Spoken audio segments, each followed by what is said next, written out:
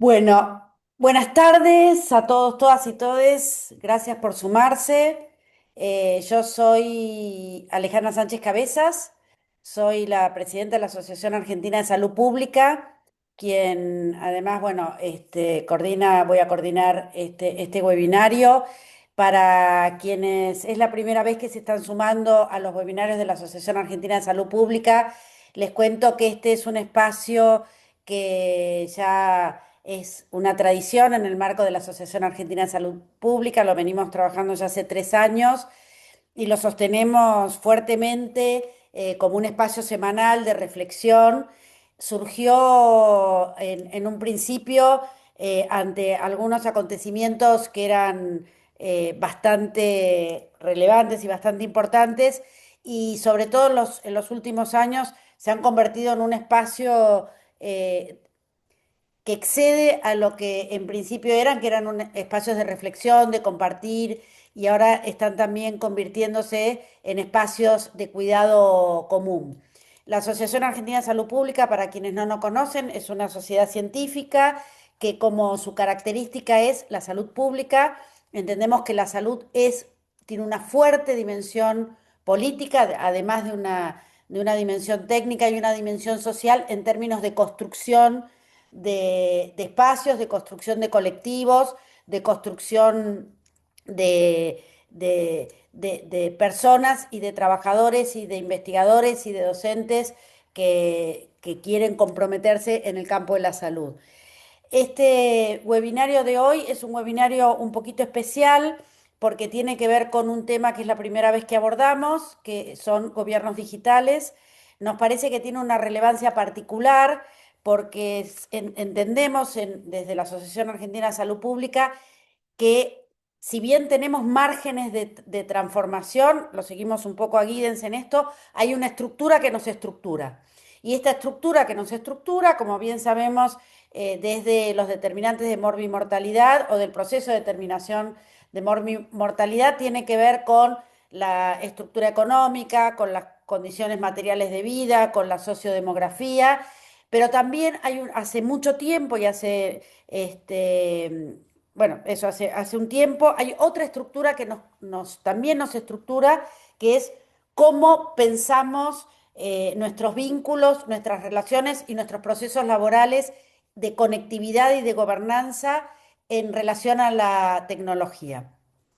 Nos acompaña hoy Manuel Aguilera. Manuel es sociólogo, es máster en innovación en políticas en el College of London y actualmente se desempeña como líder regional senior en el Centro de Infraestructura Públicas Digitales.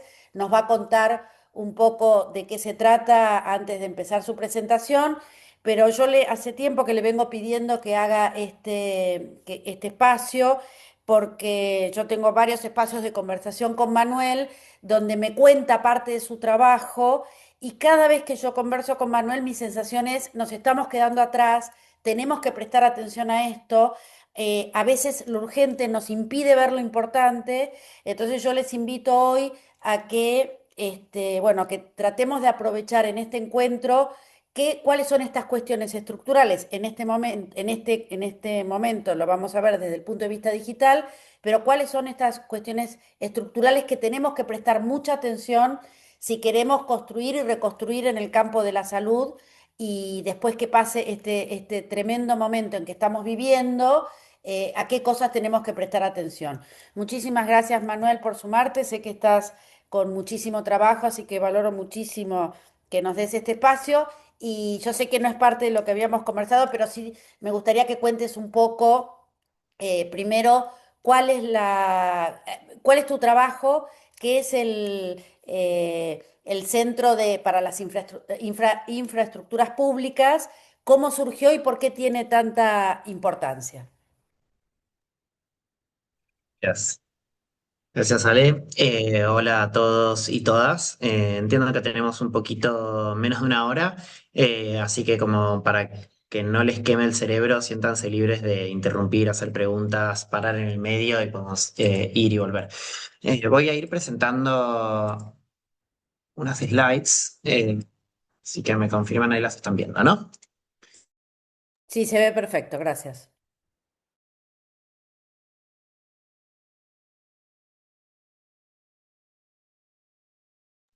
Manuel, perdón, te silenciaste. Te debo haber silenciado yo sin querer, perdón. Ahí Sí, está. ahí está. Bueno, no, decía que tenía, justo había traído un slide para presentarme y hay dos cosas que no van a ver en este slide. Primero es ningún título habilitante en el campo de la salud y el segundo es ningún título habilitante en el campo de la tecnología. Yo vengo de las ciencias sociales, mi formación es en políticas públicas y trabajo en muchos sectores, no trabajo específicamente en el campo de la salud. Así que mucho de lo que vamos a hablar hoy no es específico al campo de la salud, así que voy a hacer un esfuerzo por además ser un poquito provocador, porque en mi trayectoria profesional, cada vez que me he encontrado con médicos, con médicas, con profesionales del campo de la salud, tienden a pensar que los problemas del campo de la salud son tan específicos y tan distintos que casi nada de lo que pasa en el resto de los sistemas aplica. Y hoy quiero traer algunas visiones que son un poco transversales a procesos de transformación, como decía Ale, estructurales que están atravesando cómo pensamos los servicios públicos en términos muy amplios. Yo vengo del mundo más de la sociedad civil, de la cooperación internacional, de los derechos humanos, y ya desde hace unos 3 años que trabajo en una organización que, como su nombre lo indica, se dedica a fortalecer las infraestructuras públicas digitales en distintos gobiernos del mundo. Yo coordino las implementaciones de proyectos en América Latina y el Caribe. Estos son los países con los que hoy estoy trabajando hoy en día. Bueno, hoy trabajo yo y un equipo que coordino trabajando. De nuevo, de forma transversal a distintos sectores, trabajando con algunos proyectos vinculados al campo de la salud, muchos vinculados a temas de identidad, de acceso a crédito rural, de temas tan disímiles que a priori pareciera que no tienen nada que ver, pero hoy voy a tratar de contarles y comprobar por qué sí. Y estamos viviendo un quiebre en la corta historia de cómo pensamos la tecnología para las políticas públicas, que es un quiebre que ya lleva 2 o 3 años de que venimos de pensar los gobiernos de una manera y ahora los estamos pensando como infraestructuras públicas digitales. Y voy a contarles un poquito qué significa ese término y cuál es esa ruptura conceptual y bueno, por qué aplica específicamente para el campo de la salud. Entonces, ¿qué vamos a ver hoy? Vamos a ver una breve historia de la tecnología en servicios públicos. Vamos a hablar un poco de este último cambio de paradigma que les comentaba. Y por último, vamos a hablar de algunos desafíos que son específicos del sector salud. Y vamos a ver, podemos ahí discutir si hay otros que me olvidé o si hay algunos que son compartidos con otros sectores. Pero empecemos con qué hacen los gobiernos. Y la verdad es que los gobiernos construyen cosas desde hace siglos. Hace por lo menos 12.000 años que los gobiernos del mundo y en sus anteriores versiones, sus anteriores versiones, mucho antes de que exista el Estado-Nación, construyen cosas. Construyen caminos, construyen templos, construyen acueductos, construyen infraestructura. Lo que es relativamente nuevo es que los estados o que los gobiernos ofrezcan servicios públicos a gran escala. Eso es un proceso que debe tener 100 años, en algunos países muchísimo menos. Y es con la consolidación de los de los estados-nación a fines del siglo XIX, principios del siglo XX y sobre todo durante la consolidación del siglo XX, que los estados empezaron a brindar de forma masiva y simultánea servicios de salud, servicios de educación, servicios de identidad, bibliotecas, infraestructura a nivel nacional, conectando grandes extensiones de tierra y conectando a millones de personas a través de servicios relativamente homogeneizados. Y para ser capaces de gestionar esa administración pública es que creamos lo que conocemos como el Estado moderno. Y no sé si alguno o alguna de ustedes tuvo la posibilidad de ir a Brasilia. Brasilia, como muchos sabrán, no solo es la capital de Brasil, sino que es una ciudad que fue diseñada para ser la capital de Brasil. Y como ciudad planificada y diseñada para ser la capital de un país de escala continental como Brasil, refleja en su arquitectura cómo fuimos pensando la administración pública en el siglo XX. La ciudad de Brasilia se inauguró en la década del 60. La ciudad de Brasilia tiene forma de un avión y en la cabecera de la ciudad están todos los edificios de la gestión pública y para cada gran sector de la sociedad hay un ministerio y para cada uno de esos ministerios hay un edificio que lo alberga. Entonces, esa es la forma en que los estados han pensado cómo se administran los servicios públicos en territorios extensos y con cantidades enormes de personas, cosa que en 12.000 años de historia y de civilización humana no habíamos hecho.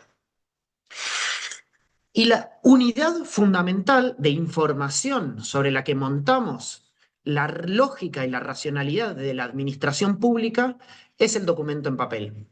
Y no podemos subestimar el enorme impacto y lo revolucionario que implica introducir el papel como tecnología para una institución pública. Introducir una pieza de papel nos permite crear una memoria institucional, nos permite documentar procesos, escribir reglas, registrar decisiones, sostener una continuidad administrativa que va mucho más allá de quienes ocupan los cargos específicos en una administración menos compleja. En otras palabras, es el papel sobre lo que se funda el modelo de administración racional legal que rige en los estados modernos. ¿Cómo se ve ese documento en papel? Desde un expediente judicial hasta un documento que nos dice quiénes somos, una licencia de conducir, una partida de nacimiento, una receta médica, cualquier trámite, cualquier operación administrativa en el aparato estatal siempre va a estar respaldada en un documento en papel. Así es como está concebida y pensada la racionalidad pública en el Estado moderno. Y en el sector salud pasa lo mismo, ¿no? Cada acto médico está respaldado en una historia clínica, cada receta está respaldada en una receta, en su versión papel, cada médico, cada médica tiene un documento o un título habilitante que lo habilita o la habilita a ejercer ese rol, y de esta manera construimos aparatos administrativos de escalas monumentales que gestionan servicios a gran escala. Entonces, vivimos en un país como Argentina, que tiene 47 millones de habitantes, y todos en en mayor o menor medida accedemos a distintos servicios públicos a lo largo de nuestra vida. Pero obviamente esto trajo muchísimos desafíos nuevos. Y el desafío del que más vamos a hablar hoy es el de la saturación, de la burocracia administrativa y el de la dependencia del papel que nos generó esta forma de pensar el Estado y los servicios públicos. Y piensen que si hablamos de que la historia del Estado moderno es muy nueva y de la administración pública a nivel Estado-nación es muy nueva comparada con la historia de la humanidad, la historia de gobierno digital es un abrir y cerrar de ojos. Es una cosa que recién están haciendo en las distintas partes del mundo y que justamente trata de resolver estos problemas de los que hablábamos, la acumulación de procedimientos administrativos, las filas en papel, la dependencia de trámites estatales. Venimos tratando de utilizar la tecnología para cambiar todos estos componentes por esto: interfaces, chats, páginas web, aplicaciones que nos permitan volver la vida un poquito más sencilla, tanto a los usuarios del sistema como a los profesionales, a las profesionales que lo administran de forma cotidiana. Y un poco empezamos a hablar de algo que llamamos servicios públicos digitales. Entonces, la idea es que ahora los ciudadanos y las ciudadanas podamos loguearnos a un sistema, modificar información, aplicar a un beneficio social, sacar un turno para renovar nuestra licencia de conducir, pagar nuestros impuestos o muchísimos otros servicios de forma remota, de forma digital y de forma automática. ¿Cómo lo hicimos? ¿Cómo empezamos a trasladar esta lógica en papel a una lógica digital? Bueno, agarramos el mismo documento que teníamos en papel con los mismos campos y lo transformamos en un documento digital que ahora vive en la computadora de alguien. Entonces, ¿cómo transformamos la lógica de la administración pública? O en el mejor de los casos, ahora esa base, esos datos que estaban en un campo, en un formulario, con suerte ahora son una fila en un Excel, en una base de datos en algún lugar. ¿Y qué pasó con la administración pública? Bueno, que cada uno codificó esa base de datos como quiso, como pudo, como le pareció. Y empezamos a generar un caos un poco parecido al que vivíamos en el mundo en papel, solo que ahora con interfaces digitales, lo cual trajo algunas ventajas, pero nos trajo desafíos nuevos. Y esos desafíos son que tenemos procesos desconectados que suceden de forma casi anárquica en cada una de las dependencias estatales, que no promueven la cocreación y donde no hay bases de datos en común. ¿Y cómo se ve esto cuando tratamos de ordenarlo para un gobierno? ¿Cómo se ve esto para la administración pública? Bueno, voy a contar un poco cómo pensamos la tecnología cuando tratamos de reconstruir el ecosistema digital de un servicio público. Cada servicio público va a tener por encima una capa de interfaz con la ciudadanía, ¿no? Una página web por donde nos conectamos, chat por el que sacamos un turno, etcétera. Lo que quizás no vemos es que atrás de eso hay un montón de aplicaciones y funcionalidades que están haciendo que esa página web sea posible. Doy un ejemplo. Yo quiero sacar mi licencia de conducir, voy a entrar a una página web, me va a pedir un usuario y una contraseña, eso en sí es una aplicación. Una vez que entro a esa página web, me va a pedir que saque un turno, entonces va a haber otro sistema de turnos, que todo opera de forma coordinada, ¿no? Y por debajo de todo eso va a haber una base de datos. Toda esa información que yo le voy a estar dando al sistema va a quedar administrada en una base de datos. El problema es que cuando tenemos que hablar de muchos servicios públicos, de beneficios sociales, licencia de conducir, sistema de salud, sistema educativo, etcétera, cada uno de esos organismos va a replicar de forma vertical cada una de esas soluciones. Entonces, en el mejor de los casos, cada ministerio, si no es cada programa de gobierno y si no es cada hospital o cada entidad, va a reproducir su propia lógica de stack tecnológico. Va a volver a inventar cada uno de estos pequeños sistemas que necesita para que ese sistema funcione. Y cuando ampliamos esto a la masividad del Estado, a la masividad de esas instituciones gigantes públicas que hemos construido para cubrir inmensidades de tierras e inmensidades y llegar a millones de personas, lo que se construye es un desgobierno digital que nos genera duplicación, falta de estándares, una rendición de cuentas vertical, donde cada uno de estos sistemas mira para arriba, para su ministerio de línea, pero no sabe qué está pasando en el ministerio de al lado. Y esto en el sistema de salud se pone mucho peor, por lo menos en Argentina, porque tenemos un sistema de salud mucho más fragmentado que el sistema educativo o incluso otros sistemas, ¿no? Tenemos un sistema fragmentado vertical y horizontalmente, entre el nivel nacional, subnacional, entre obras sociales, sistemas prepagos, privadas, obras sociales estatales, un sistema que a su interior tiene muchísimos subsistemas que dialogan poco entre sí.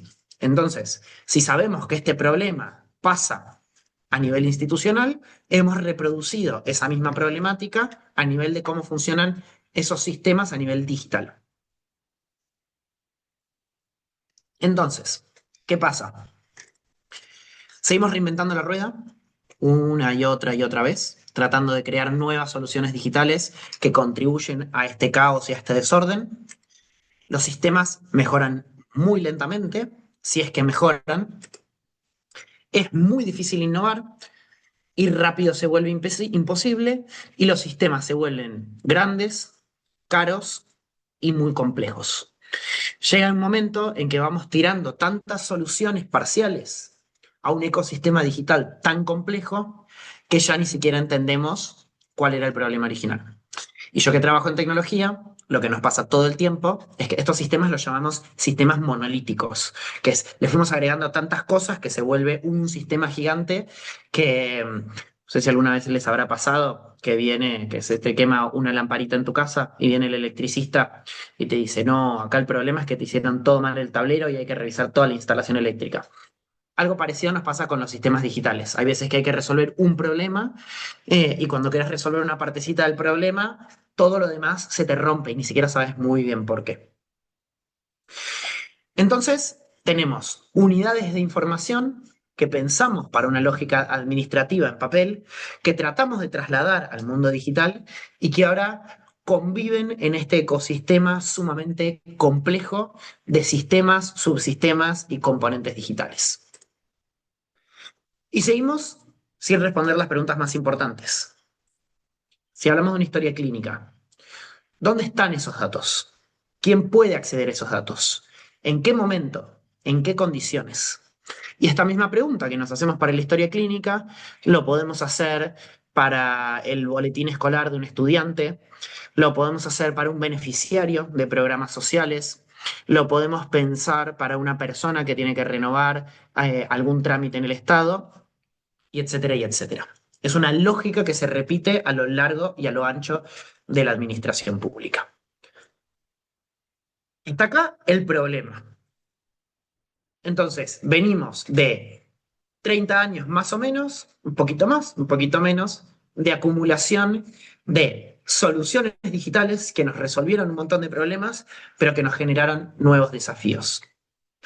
Y ahora me voy a salir un poquito de la lógica de la administración pública para recordarles algo que pasó en el 2004 que cambió totalmente nuestra forma de vincularnos con Internet. Y en el 2004 salió esta plataforma que se llama Facebook.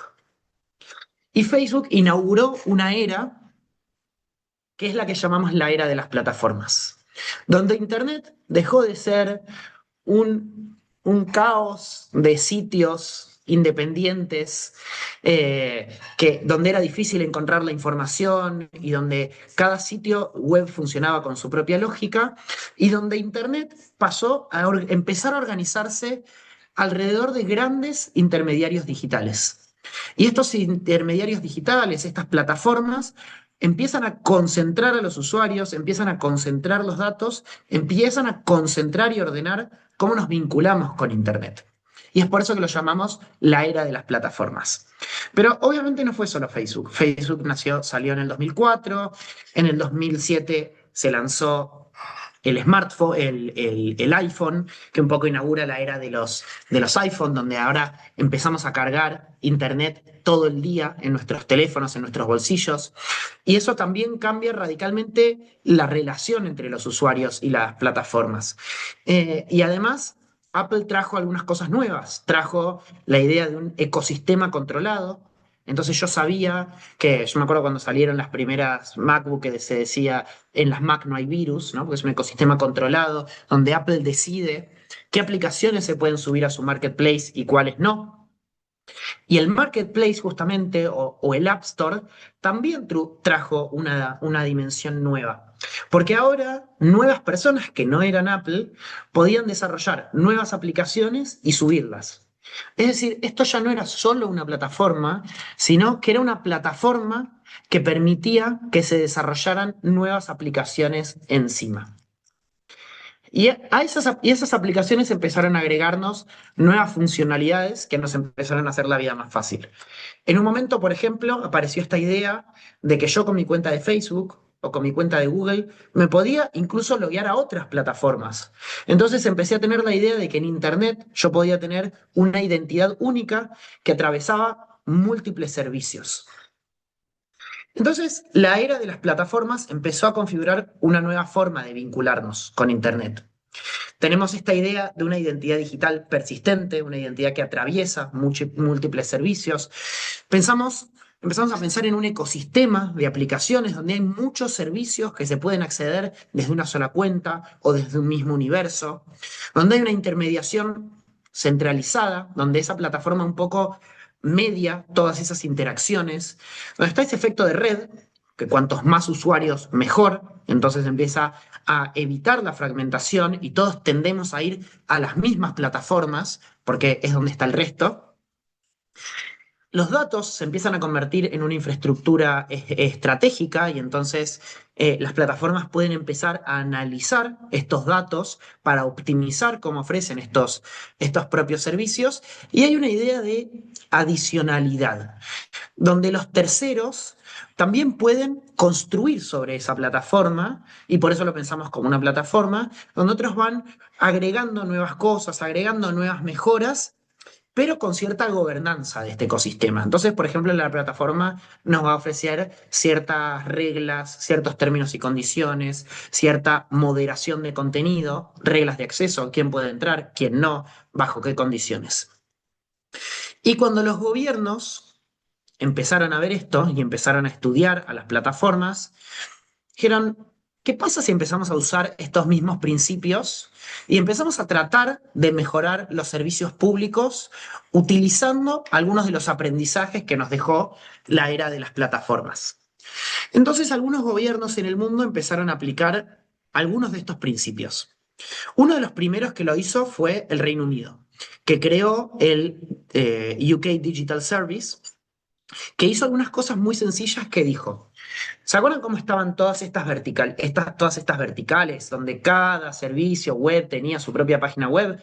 ¿Qué pasa si construimos por encima una sola página web donde los usuarios vayan solo ahí a completar cualquier servicio público? Y ya que estamos, ¿por qué no creamos un usuario único? Así, de la misma manera en que yo puedo usar mi cuenta de Facebook para loguearme a muchas páginas web, quizás pueda usar la misma cuenta del gobierno para loguearme a muchos servicios públicos. Y esto que hizo el Reino Unido lo empezaron a copiar primero otros países de Europa y después otros países del mundo. Y Argentina fue uno de los países pioneros también en adoptar este enfoque. Pero incluso hasta en la estética. Yo no sé si notan, pero hay algo en la estética de la página de cómo está pensada que parece casi inspirada en Facebook, como la barra de explorador arriba, el menú desplegable con scroll infinito. Estaba muy inspirado en estas primeras plataformas digitales. Y otros gobiernos empezaron a hacer lo mismo, como Argentina. Entonces dijeron, bueno, creemos una sola aplicación, una sola cuenta, donde el usuario pueda loguearse muchas veces. Hagamos que todas las páginas se vean un poco parecidas, que estén todas en el mismo dominio, que la experiencia de usuario sea similar. Entonces empezamos a pensar el gobierno digital como una plataforma. Ya no como un ecosistema desorganizado de un montón de páginas web que la gente no encuentra, que tiene que crearse un montón de cuentas, sino como una plataforma única que nos organiza, intermedia la vida entre el Estado y la ciudadanía. Entonces, ¿cuáles fueron algunas de esas ideas que fueron tomando los gobiernos de este enfoque de las plataformas digitales? Bueno, lo que las plataformas se llamaba un usuario único, construyeron el concepto de identidad digital. En vez de pensar un ecosistema de aplicaciones que uno se descarga en su teléfono, empezaron a pensar en la interoperabilidad de estos servicios públicos y en servicios públicos integrados que hablan entre sí. En vez de pensar en colectar datos para mejorar los modelos de negocio, empezaron a pensar en los datos para mejorar la política pública. Esta idea de red, de cuantas más usuarios tengo, de golpe dijeron, bueno, quizás aplica a tener más organismos conectados y vamos a involucrar a más instituciones públicas en esta plataforma, pero en vez de tener reglas privadas, vamos a incluir mecanismos de gobernanza pública. Y la idea de este modelo se llamó gobierno de plataformas. Y el modelo mental del gobierno de plataformas era el que les acabo de mencionar. Si yo, en mi teléfono, teniendo un solo sistema operativo sobre el que corren un montón de aplicaciones diferentes, puedo simplificar cómo me vinculo con la tecnología, quizás lo mismo pueda funcionar para el gobierno. Yo puedo tener una serie de plataformas interoperables, plataformas modulares, estructurales, que hagan que todo el gobierno funcione y sobre eso le vamos a ir implementando las aplicaciones para los casos de uso más específicos.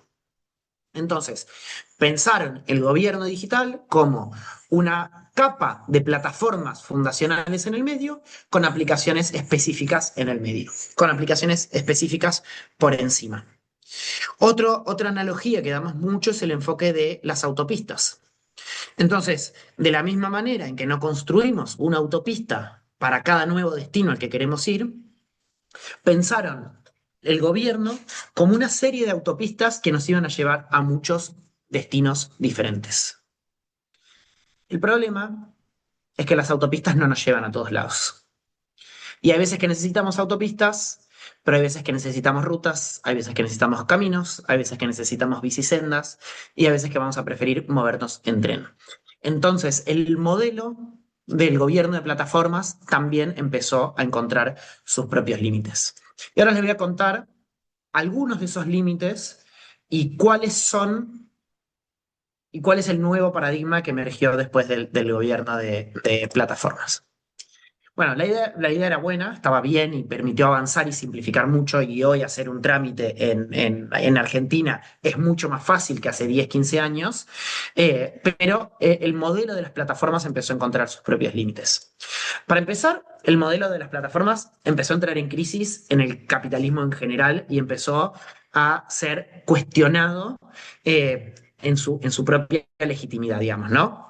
Entonces, esta es una foto de Mark Zuckerberg, el fundador de Facebook, hoy Meta, yendo a testificar al Congreso después de varios escándalos que tuvo la empresa. ¿Qué pasó con el gobierno de plataformas? Bueno, para empezar, generamos una concentración inédita en la historia de Internet en muy pocas empresas y en muy pocas manos. Y eso generó dependencia de ecosistemas cerrados. Ahora dependíamos de Facebook. Ahora Facebook o Google o las otras plataformas ya no eran solo un habilitador. Tenían en sus manos la llave para que nosotros podamos acceder a un montón de otros servicios. Tienen muy poca portabilidad. Si yo no estoy contento con WhatsApp y me quiero cambiar a otro servicio de mensajería, la vida se me va a hacer bastante complicada, porque esa positividad que traía, ese beneficio que traía el beneficio de red, también nos generó una trampa que nos dejó presos de esas mismas plataformas. Empezó a generar problemas enormes de acumulación masiva de datos personales. Las plataformas se convirtieron en intermediarios obligatorios, que era imposible traspasar y evitar, y eso empezó a generar una reducción de la competencia y la innovación. Porque de golpe, ¿qué incentivos tienen esas empresas para innovar si ya tienen todo el ecosistema cooptado?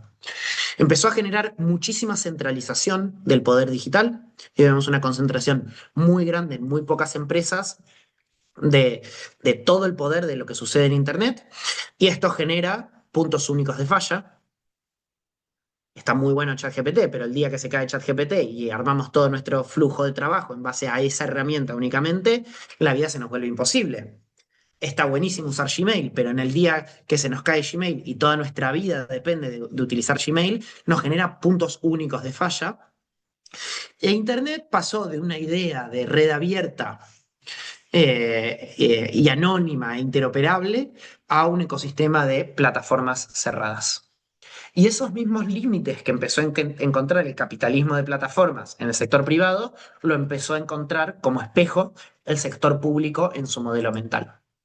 Entonces, ahí no van a leer nada, después les paso las slides.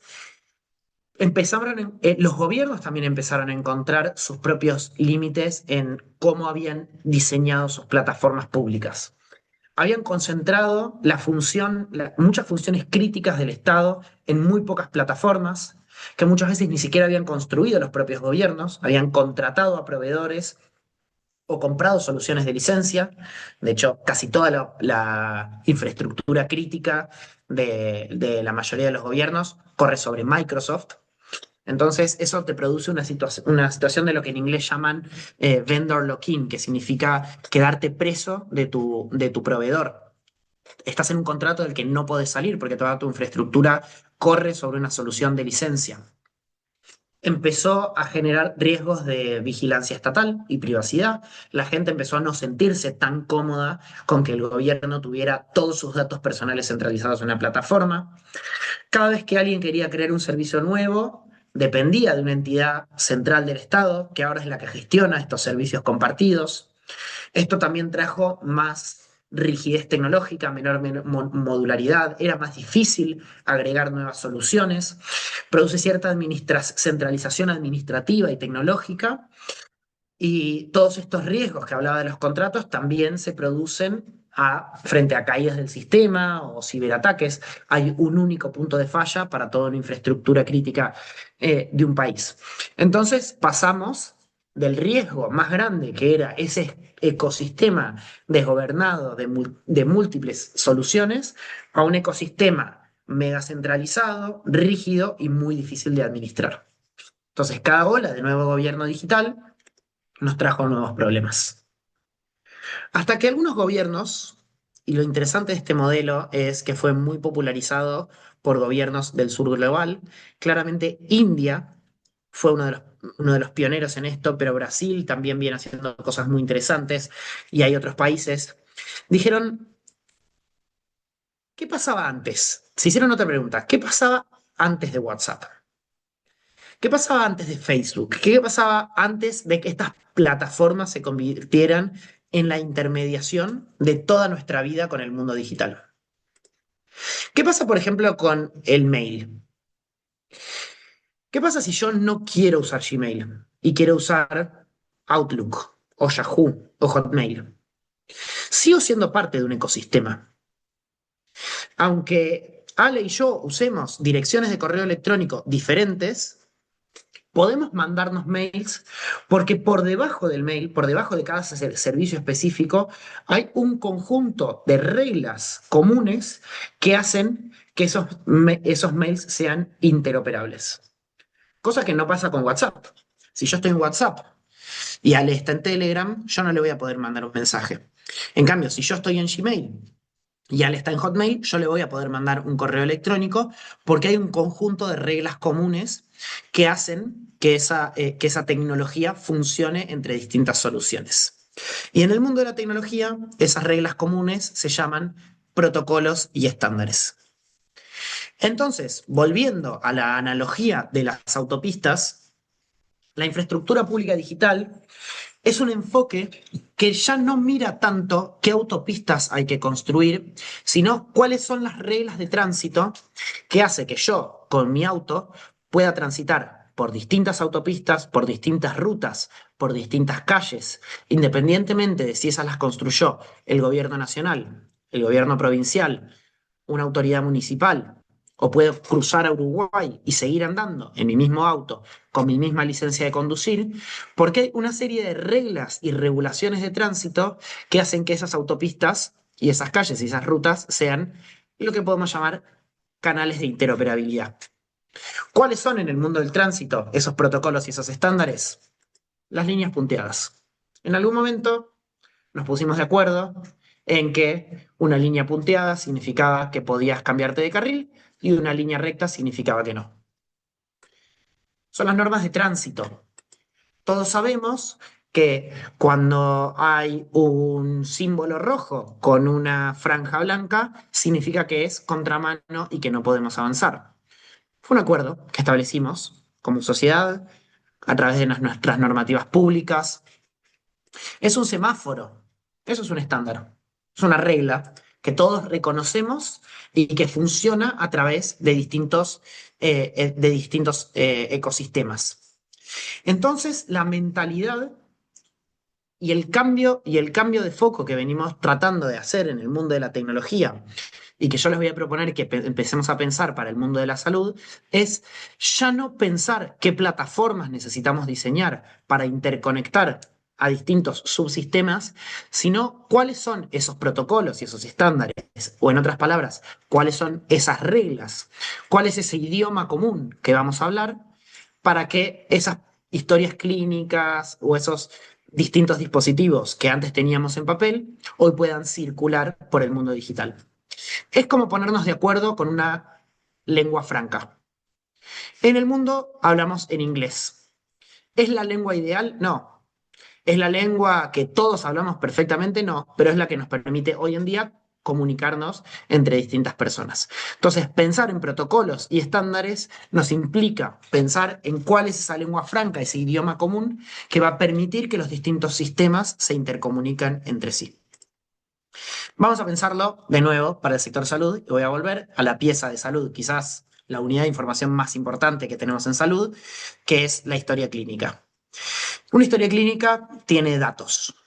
¿Dónde están esos datos? Bueno, típicamente esos datos están en el servidor o en el sistema de un hospital. hay un médico, una médica, un enfermero, una enfermera, un profesional de la salud, que a veces opera como guardián a esa historia clínica. Hay un usuario, un paciente del sistema de salud que puede querer llevarse esa historia clínica o llevarse esa información a su centro de salud que le queda más cerca de su casa, o a otro hospital en otra provincia. Entonces, el modelo de historia, el modelo de plataforma es un modelo que puede funcionar, un modelo de historia clínica única, una solución única como Facebook a la que todos nos conectamos, que puede funcionar, pero puede funcionar en un país donde hay un sistema único de salud. Reino Unido tiene un modelo más o menos así. Entiendo que Brasil tiene un modelo más o menos pensado de esta manera, donde hay una gestión centralizada, una gobernanza única y hay mucha capacidad de homogeneizar prácticas. Obviamente este no es el caso de la Argentina. Argentina no tiene un sistema único de salud de la misma manera que otros países. Entonces este modelo no nos va a servir. Un modelo de plataforma, de historia única, que utilicen los distintos subsistemas de salud, va a encontrar serias limitaciones en la implementación. Vamos a tener una historia clínica fragmentada entre subsistemas, y sabemos que las personas no utilizan un solo subsistema de salud, utilizan varios. Va a haber pocos incentivos para la adopción. Argentina, el sistema de salud, pero Argentina en general no es un país que siga gestionando la mayoría de sus registros en papel. Entonces, no hay muchos incentivos para que migren los sistemas, los hospitales, las centros de salud migren de sus sistemas actuales para adoptar una nueva solución única. Eh, hay- Implicaría una centralización única, pero sin una gobernanza clara por las características que tiene tener un sistema federal. Mucha dificultad para la validación en el acceso, es decir, esa regla de quiénes pueden acceder y quiénes no a cada componente, a cada unidad de datos y cómo lo pensamos. Hay pocos incentivos para compartir datos y esto es particularmente cierto para el sector salud, donde los riesgos son más altos que compartir. No sé, si soy una institución educativa y comparto las notas de un estudiante y ese dato se filtra, mi exposición legal es mucho menor que si comparto información sensible de un paciente. Y además hay diferencias en los formatos, en las nomenclaturas, etcétera. Y por último, el sector salud tiene mayor dificultad que otros sectores para incorporar nuevos actores. No es un sector donde estemos viendo todo el tiempo emerger nuevas startups, nuevas modalidades, nuevos profesionales. Es un sistema mucho más regulado, que tiene prácticas más estandarizadas que otros sectores. Entonces, ¿cómo se vería cómo venimos tratando de pensar la gestión digital de la salud con un modelo de gobierno de plataformas y cómo la podemos empezar a pensar desde un modelo de infraestructura pública digital, que en vez de poner el foco en las soluciones, va a poner el foco en los estándares y en los protocolos? En vez de un gran sistema interoperando de una sola historia clínica que muchos utilizan, podemos pensar entre muchas soluciones interoperando entre sí, en vez de que todos usemos la misma plataforma, que todos podamos usar los mismos estándares comunes, de la misma manera que cuando salimos a manejar con nuestros autos, cada uno no tiene su propia interpretación del tránsito, y yo cruzo de San Fernando a San Isidro o de Ciudad de Buenos Aires al municipio de San Martín y no me cambian las reglas de tránsito. En vez de pensar en una plataforma que concentre las funciones y los datos, podemos pensar cómo esos datos circulan entre los distintos sistemas, en vez de priorizar la integración dentro de un mismo ecosistema, pensamos en la interoperabilidad entre distintos ecosistemas, entre ecosistemas públicos, privados, pero también entre todos esos sectores que están anexos al sistema de salud. El sector farmacia, los insumos de la salud, todas aquellas instituciones que no necesariamente pertenecen a la gestión de la administración del sistema de salud, pero que obviamente interactúan con ese sistema. En vez de que los hospitales y los actores dependan de una solución central, que los hospitales puedan usar distintas soluciones, pero que sean compatibles entre sí, donde podamos pensar en que haya portabilidad entre soluciones. Entonces, en vez de pensar en una solución con un proveedor que podamos pensar en que yo me puedo cambiar en distintos proveedores de historia clínica, pero como hay un protocolo de bases de datos comunes, un estándar de datos comunes, puedo cambiar de solución sin necesidad de perder toda esa información. Y en vez de que el sistema funcione porque todos estén en la misma plataforma, que el sistema funcione porque todos hablan el mismo idioma. Entonces, reducimos el riesgo de, como les decía, lock-in o de dependencia tecnológica y vamos disminuyendo la dependencia de un único proveedor. ¿Y cómo esto se vería en la práctica para bajarlo a un ejemplo más concreto? Perdón, ¿puedo hacerte un comentario? Sí, por supuesto. Bueno, yo creo que en lo que estás planteando existen varios riesgos. El primero es que, bien lo dijiste, la historia clínica pertenece al profesional de salud tratante de la misma manera que el paciente tiene derecho en caso de solicitarlo. Si vos estás interactuando de una plataforma a la otra, estás llevando datos que son privados y, y es indefectible que por un hackeo o por lo que sea, es decir, como existe en la actualidad, pueda tener acceso a esos datos también algún otro profesional, cosa que no me parece ética. Es decir, creo que debería, antes de implementarse una cosa así, establecerse todos, lo mejor lo vas a plantear más adelante, no lo sé, todas aquellas normativas de seguridad que hacen que uno tenga seguridad con respecto a lo que es el trato profesional paciente. Ya de por sí la medicina ha perdido un montón porque se ha deshumanizado a lo largo del tiempo. Y si seguimos por estos caminos sin las debidas regulaciones, no solamente se va a deshumanizar más, sino que la vamos a poner más en riesgo. Perdón, eso es simplemente mi opinión, ¿sí? Muchas gracias. Bien, me parece súper pertinente tu comentario, Patricia, y voy a volver a esos riesgos porque me parece que son los, los principales que tenemos que cuidar. El ideal, y tomo el ejemplo de la historia clínica, pero lo podría hacer con otros componentes de datos, es cómo pensamos un sistema donde cualquiera que tenga que acceder a esos datos pueda acceder a esos datos, pero nadie que no tenga que acceder a esos datos puede acceder a esos datos. Esa es como la regla, el desafío que deberíamos intentar lograr como horizonte. ¿Cuáles son algunos pasos concretos que podemos construir alrededor de una historia clínica en Argentina? Por ejemplo, si tuviéramos un registro único de profesionales con autenticación. ¿Qué significa autenticación? Autenticación significa la capacidad digital y remota de probar que yo soy quien digo ser. Un registro único de pacientes. Me olvidé acá un sexto punto, que lo voy a mencionar, pero me olvidé de anotarlo. Eh, Estándares comunes de datos, reglas de interoperabilidad y portabilidad de datos para los pacientes, es decir, que yo pueda acceder a mis propios datos y llevarlos conmigo sin necesidad de que los sistemas hablen entre sí.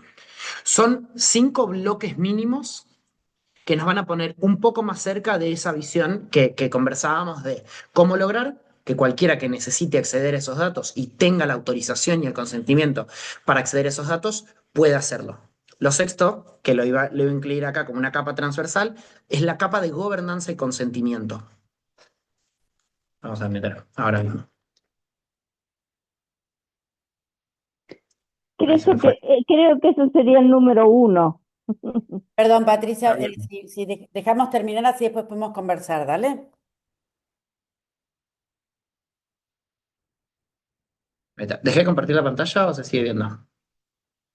Sí, pero no estás en pantalla completa. Bien, perfecto. Vamos a conseguir. No, y está muy bien el comentario, y sí, 100% puede ser el primero. Los primeros 5 son capacidades de un sistema. Son capacidades tecnológicas que tenemos que incorporar en la Argentina de un registro único de profesionales, un registro único de pacientes, donde cada persona tenga la capacidad tecnológica de dar consentimiento, dar autorización, y esto que nos permite. Nos permite varias cosas, y los voy a tratar de desarmar uno por uno. El registro único de profesionales nos permite identificar de forma confiable quién accede a cada uno de estos, quién accede a cada componente de información. Incluye la identidad del profesional, que tenga una matrícula validada y una autenticación, una capacidad de hacer una firma digital. Eso nos da un registro digital, una huella digital de qué profesional accedió a cada uno de los registros y en base a qué consentimiento. Algo muy similar pasa con el componente número 2, que nos permite resolver ahora la identidad del paciente a lo largo de todo el sistema. Entonces, de nuevo, incluye un identificador único, un mecanismo de autenticación y un mecanismo de consentimiento. De esta manera empezamos a agregarle a esa historia clínica que ya está, que ya vive en algún lado, dos capas. Una capa de gobernanza de parte del profesional y una capa de gobernanza de parte del paciente. ¿Qué son los estándares comunes de datos? Bueno, son esas reglas que permiten que distintos actores del sistema hablen el mismo idioma. Incluye desde los formatos clínicos comunes, las nomenclaturas, las estructuras compartidas, el diagnóstico, los estudios, la vacunación, las recetas, etcétera, porque sin eso la interoperabilidad se vuelve imposible. Las reglas de interoperabilidad, es decir, definir cómo esa información circula. Imagínense los estándares de datos como si fueran, imaginemos cada historia clínica como una carta, como cuáles van a ser los campos que tiene esa carta, y las reglas de interoperabilidad van a definir cómo esas cartas son enviadas y recibidas.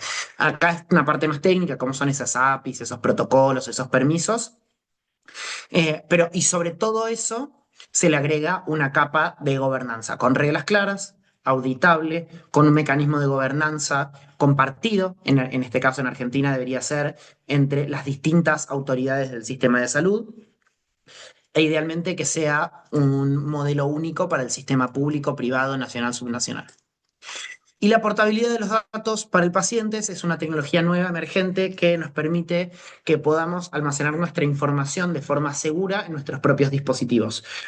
Piénsenlo algo así como Mi Argentina, pero no solo para credenciales de identidad, sino para cualquier caso. En este caso, por ejemplo, podría ser una matrícula profesional de médico, podría ser una receta médica, etc. Que todo eso sea portable para poder utilizar también de forma sin acceso a Internet. Entonces, ya estamos cambiando la pregunta y no nos estamos preguntando sobre qué software usamos, sino qué infraestructura común, incluyendo las reglas de gobernanza, permite y habilita que muchos sistemas colaboren.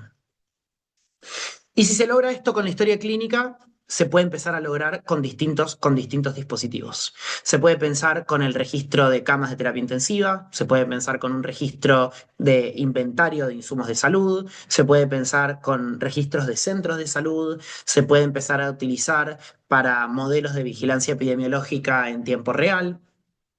Empezamos a pensar en distintos modelos de datos que le permiten a las personas que necesitan acceder a esos datos hacerlo de forma segura, pero que al mismo tiempo crean las reglas de acceso para que nadie que no tenga la autorización legal en función de esas normas de gobernanza de acceder a esos datos pueda hacerlo sin consentimiento y protegiendo siempre la privacidad del usuario del sistema de salud o del paciente. Entonces, cuando hablemos de infraestructura pública digital, no podemos pensar solo en la tecnología, sino que tenemos que pensar en la tecnología y las reglas en tecnología se llaman estándares y protocolos comunes. Tenemos que pensar en la gobernanza, cuáles van a ser los marcos de gobernanza para que estos modelos de implementación sean efectivos y se sostengan en el tiempo.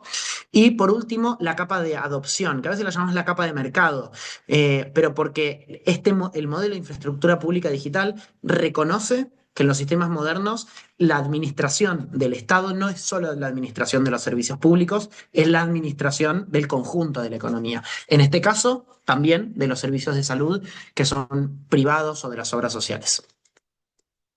Entonces, no es solo un enfoque técnico, es un enfoque técnico legal y político. Y para terminar, bueno, se me fue casi todo el tiempo, pero para terminar, quiero hacer un repaso de 4 posibles hipótesis de por qué, de desafíos que sí veo que son específicos del sector salud y que no vemos que se repiten necesariamente de la misma manera en otros subsectores. El primero ya lo hablamos y es que la privacidad y la sensibilidad de los datos genera menos incentivos para compartir. Por las dudas, las instituciones prefieren no compartir los datos porque la información sanitaria obviamente es una de las más sensibles. Desde riesgos de vigilancia, filtraciones, discriminación, hasta hemos visto en otros países, no sé, mucho interés de las aseguradoras de salud para acceder a los datos privados del paciente, para cobrarles más por la cobertura, o incluso casos en donde se han utilizado los sistemas de salud para hacer identificación de personas en situación de irregularidad de migración, por ejemplo, ¿no? Entonces, el sistema de salud es particularmente sensible por ese tema. El segundo es por la hiperfragmentación del sistema, y esto es una característica específica de la Argentina, ¿no? Como decíamos, un sistema fragmentado a nivel, entre lo público y lo privado, entre lo nacional y lo subnacional, y este es un desafío entre el federalismo y la descentralización del sistema de salud. La homogeneización de protocolos, estándares y reglas comunes es un desafío particularmente difícil. En tercer lugar, la hiperverticalización del sistema. Yo la verdad es que las cosas cómo se piensa la intervención en salud, no lo he visto en otros sectores. Esta idea de, bueno, tenemos un programa nacional de VIH, digo, muy pensado en función de patologías, ¿no? O un proyecto para prevención del cáncer de mama, o un relevamiento de este componente específico para ver, digo, esa hiperverticalización del sistema es particularmente propia del sistema de salud, mucho más que en otros sectores como el sector financiero, el sector educativo, las políticas sociales, ¿no? La lógica de la hiperverticalización hace que sea más difícil pensar en lógicas horizontales y transversales. Y por último, como mencionábamos también, el sector salud tiene más barreras del ingreso a la competencia que otros. Y hemos visto en otros sectores donde son muchas veces los actores nuevos, las startups, actores emergentes, que traen prácticas disruptivas, que pueden ser buenas o malas, ¿eh? No estoy poniendo una carga valorativa, eh, pero que transforman las dinámicas de procesamiento de la información en sistemas digitales. El sector salud es muy regulado, tiene más barreras de entrada para el ingreso de nuevos actores, y eso hace que la disrupción sea un poquito más difícil. Entonces, para terminar, la interoperabilidad no la podemos pensar como un problema estrictamente técnico, sino como una condición necesaria para pasar de instituciones digitales aisladas a un sistema digital a un sistema de salud que sea verdaderamente coordinado, único y que le ofrezca una experiencia más integrada a las personas. Y como repetíamos, este desafío no es un desafío estrictamente técnico, no es un desafío estrictamente sanitario, sino que es un desafío que vincula lógicas técnicas con lógicas administrativas, políticas y legales. Listo. Fin. Bueno, muchísimas gracias, Manuel. Nos queda nada, 2 minutos, tratamos de ser muy puntuales con esto. Quiero invitarles estoy compartiendo en el chat, digo, yo vuelvo con el tema de la estructura, tenemos que empezar en salud a trabajar con temas fuertemente estructurales que cambien algunas formas de hacer más allá de las emergencias y las urgencias que están surgiendo cada día más, desde la Asociación Argentina de Salud Pública en conjunto con las dos federaciones de generalistas, FAM y FANFIC, la Sociedad Argentina de Medicina, con la Red Argentina de Investigadores e Investigadores en Salud, y en conjunto con ISALUD y con Surcos y XUMEC, que son 3 organizaciones de la sociedad civil, estamos impulsando esta iniciativa que se llama Agenda, de cómo construir exigibilidad en algunos temas que son transversales al tema de salud. Uno de estos es el tema que nos trajo Manuel. Traté de seguirte en todo lo que podía, pero bueno, a veces se me escapaba, pero me parece, me surge una sola cosita y quizás haya lugar para una pregunta, que es en salud, y por supuesto que tenemos que tener mucho cuidado y mucho resguardo a los datos.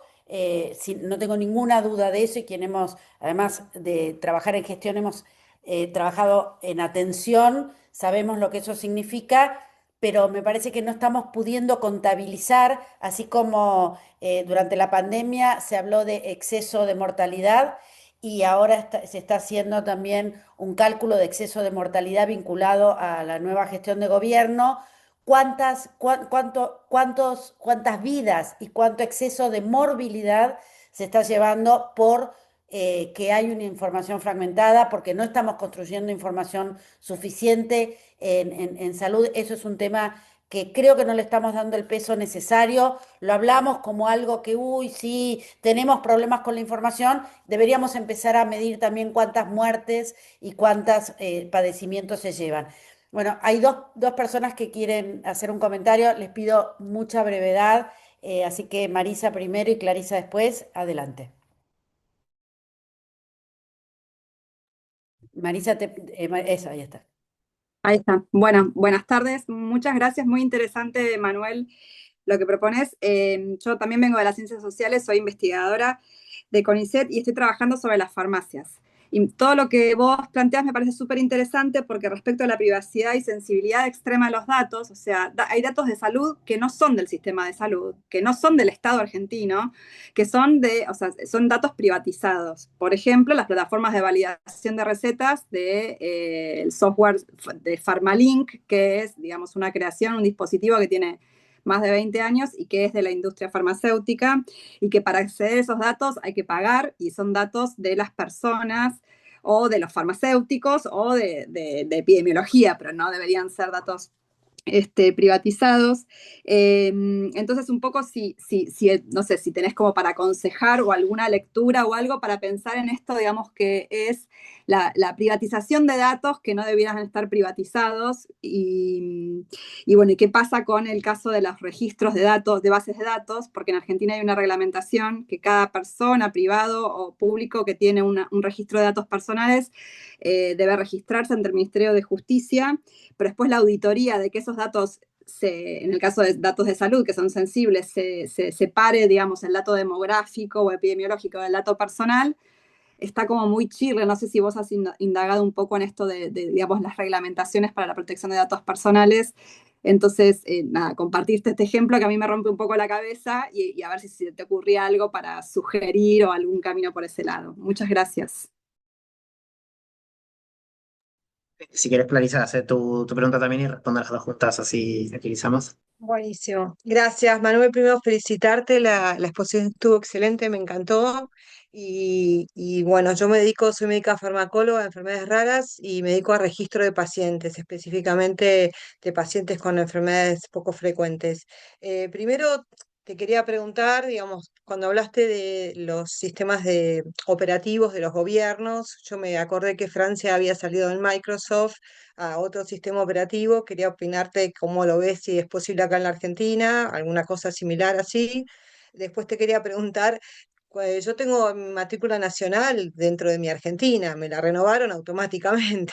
Convengamos que no sé si esa matrícula está, digamos, como registrada de los sistemas, hablaste de los registros de profesionales. Entonces, bueno, también cómo estamos ahí en mi Argentina. Y por último, preguntarte del CISA. El CISA, digamos, se utiliza para el COVID, se utilizó para también enfermedades que son de declaración como la tuberculosis, el Chagas, y en su momento nosotros dentro de las asociaciones civiles estábamos registrando a los pacientes con enfermedades poco frecuentes como registro de pacientes ahí. Entonces, digamos, teniendo esas experiencias en la gestión, que son desarrollos de la gestión anterior, cómo los veías que podían llegarse a mejorar para tener, digamos, ya algo de registro, sabiendo que la epidemiología y después las decisiones políticas de una gestión sanitaria se tienen que hacer sobre datos. Así que bueno, muchas gracias. Fue un poco corta, pero quería preguntarte muchas cosas, así que te voy a tener en cuenta. Genial. Bueno, primero gracias por las devoluciones. Arranco por lo que me preguntabas vos, María. El tema que vos describís me apasiona. Mi tesis de maestría fue estudiar los dos intentos de reforma de ley de la ley de protección de datos personales en Argentina y sobre todo estudiar cómo las empresas hacían, las Big Tech hacían lobby para moldear un poco la discusión. Eh, sin meterme en el ejemplo tan específico que la verdad no lo conozco ese caso en concreto, y después te paso algunas lecturas, hay como una discusión sobre qué son los datos. Y podemos pensar dos o tres grandes modelos.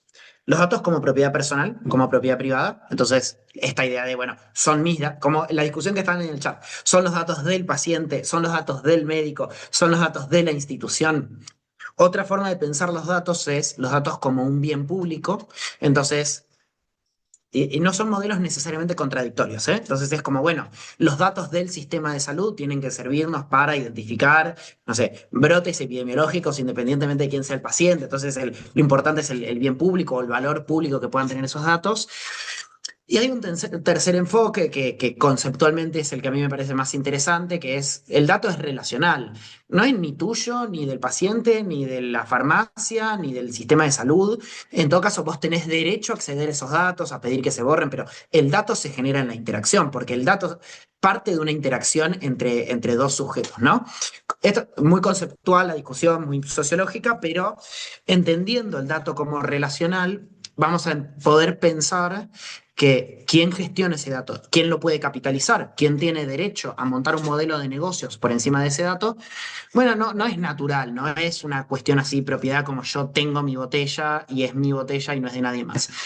Porque el dato tiene otras características, se puede duplicar, se puede replicar. Solo tiene valor en su conjunto, entonces el dato aislado de su contexto no sirve. Y ahí a mí la pregunta que me preocupa menos es si una empresa privada está, está haciendo un negocio sobre el uso de datos de pacientes, porque en principio la economía de los datos puede existir, y bueno, no sé, todos usamos aplicaciones gratuitas porque utilizan nuestros datos y no sé, y los seguimos eligiendo. Entonces, podemos discutir si eso nos gusta o no. La pregunta es, ¿qué mecanismos han montado esas empresas que les genera cierto monopolio y que no podemos salir de los monopolios de esas empresas? Esa es la pregunta que a mí me parece más importante, sin conocer de nuevo el caso específico de Pharmalink, que no lo conozco, pero ya lo investigaré.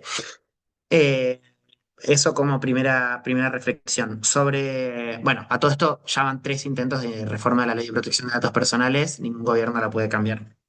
Sobre la pregunta de Clarisa, tengo mucho menos contexto, son bastante específicas, la verdad que sobre el CISA y tales como son muy específicas del sistema de salud, entonces no te quiero mentir. Sí te puedo contar un poco más de la discusión que me hacía sobre Microsoft. La dependencia de Microsoft y de cualquier proveedor tecnológico claramente es un problema, crea serias amenazas a la soberanía digital de cualquier país. Y una vez una persona que trabajaba en gobierno del sector salud me decía, yo cuando quiero contratar un proveedor nuevo, no me paran de llamar cuando tengo un proceso de licitación abierta. Ahora, cuando tengo que renegociar un contrato, no me atienden el teléfono, porque saben que yo negociar con ellos no puedo negociar nada. Porque saben que se me vence el contrato en 60 días y anda a decirle, a darme vuelta yo en el ministerio y decirle a todos los hospitales, ¿se acuerdan que usaban este sistema para gestión de datos? Bueno, va a dejar de funcionar. Y es como, no, trabajas con urgencia y ese problema es el que a mí más me preocupa. Entonces, yo no sé si el Estado argentino puede o no salir de los sistemas que tiene montados en Microsoft. Lo que sí estoy convencido es que hay que empezar a pensar esas estrategias de salida, de mínima para negociar mejor el próximo contrato, de mínima. Después vemos si nos quedamos o no, pero estar presos de soluciones tecnológicas que están gestionadas en un país extranjero o bajo normativa extranjero, con tecnologías que no conocemos, y en esto que les decía de estas reglas, en tecnología hay lo que se llama estándares abiertos y protocolos abiertos. Son básicamente A ver, les doy un ejemplo. Si yo tengo un teléfono iPhone y uso los auriculares de iPhone, se va a escuchar mejor que con cualquier otro auricular, porque iPhone no publica los protocolos para conectarse con auricular. Entonces, cualquier competidor dice, che, yo también quiero producir auriculares para que se escuchen en iPhone. Y iPhone dice, sí, de una, pero yo te voy a liberar unos protocolos que se escuchan con peor calidad. Entonces, hay consorcios internacionales de gente que se junta y dice, bueno, estos son protocolos abiertos, transparentes, estándares abiertos, que hace que las soluciones puedan integrar entre sí. Hay algunos, Bluetooth es un protocolo, por ejemplo, y hay otros protocolos que hacen que las soluciones se puedan comunicar. Para cada campo de la salud, para cada campo hay protocolos específicos, ¿no? Como la electricidad al voltaje que nos pusimos en un momento todos de acuerdo. Empezar a usar protocolos abiertos, estándares abiertos, es el primer paso, porque de mínima nos da más margen de negociación con esos proveedores. Y eso es un tema que nos debería preocupar especialmente porque se está empezando a utilizar como una herramienta geopolítica, de presión geopolítica. Hoy estamos al decreto, a un tiro de decreto presidencial de un solo presidente en un solo país del mundo, de que mañana yo no puedo entrar ni a mi iPhone, ni a mi WhatsApp, ni a mi Gmail, ni a ninguna de todas las plataformas que hacen que yo pueda sobrevivir en este mundo, y que son todas de un solo país. Y eso sí es un riesgo. Bueno, Manu, muchísimas gracias. Muchas gracias, bueno, a Fiorella, que no habló, pero que está ahí muy activa en el chat, mandando información. Gracias, Clarisa, gracias, María, gracias, no me acuerdo cuál era la otra persona que había intervenido antes. Ahí, bueno, ahí Manu está compartiendo su mail. Este es el tipo de conversaciones que tenemos que dar, porque además, como bien lo dijo Manuel al final, este no es un tema técnico, es un tema político y en salud tenemos que empezar a apropiarnos de los temas en los cuales no nos sentimos tan cómodas y tan cómodas. Tenemos que seguir hablando de medicamentos, tenemos que seguir hablando de vacunas, tenemos que seguir hablando de acceso a la atención primaria, pero tenemos que hablar de estos temas porque son temas estructurales de los cuales depende el futuro de la salud. Entonces, de verdad, Manuel, muchísimas gracias. Fuiste súper, súper claro. Creo que, bueno, todo el mundo lo está diciendo. Les pedimos a quienes estén que se sumen a las app, que nos acompañen, que se sumen a este impulso que estamos empujando desde las app de tratar de construir un movimiento que pueda marcar políticas en salud. Muchas gracias. El martes que viene tenemos otro webinario, que ya no me acuerdo qué, pero ustedes tienen el link para inscribirse, así que nos vemos el martes que viene y espero que el lunes, cuando tengamos reunión de comisión directiva, muchos y muchas de ustedes hayan sumado su pedido de inscripción. Y termino con lo que dice Bebe Espíndola, justamente es un tema político y los gobiernos democráticos deben estar al, al mando de la regulación. Y los gobiernos van a estar al mando de la regulación si hay una ciudadanía que lo exige. Muchísimas gracias a todos y a todas. Nos vemos.